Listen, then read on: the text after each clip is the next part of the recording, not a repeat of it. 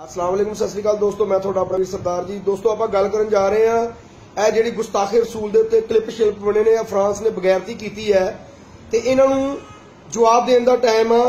मैं कुछ माटा शाटा ते गया, मैं उत्थे देखा कि फ्रांस दी आइटमां पईयां लेकिन उन्होंने काले फीते ला के उत्ते बाईकाट लिखिया। इदां बाईकाट नहीं हुंदा। आशिके रसूल बनना ना तो इन्हां दी प्रोडक्टां नूं चक के बाहर रोड ते सिੱਟੋ। आ टोटल दे पेट्रोल पंप तो तेल ना पवाओ।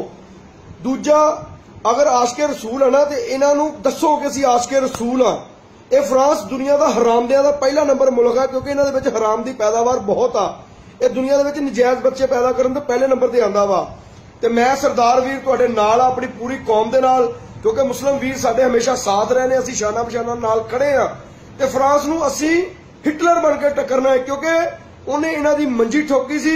इन्हां दा ओहदा नाम सुन के इन्हां दी जान जांदी है ते असीं घर घर चों आशिके रसूल बन के निकलांगे, असीं हिटलर बन के इन्हां वास्ते निकलांगे।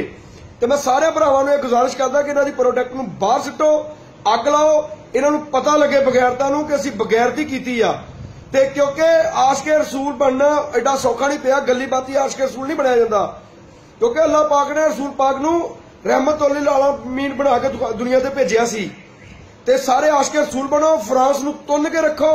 इन्हां वास्ते घर घर चों हिटलर निकलना चाहिए है क्योंकि गुस्ताखे रसूल की एक ही सजा, सर तन से जुदा, सर तन से जुदा।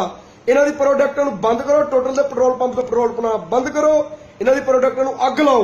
इन्होंने पता लगे कि पाकिस्तान दे विच कल्ला कल्ला हिटलर आ गया, कोई सिख ईसाई मुसलमान हिंदू नहीं है, सारे हिटलर बन चुके ने। तुहाडे वास्ते फ्रांस नूं तुन के रखो।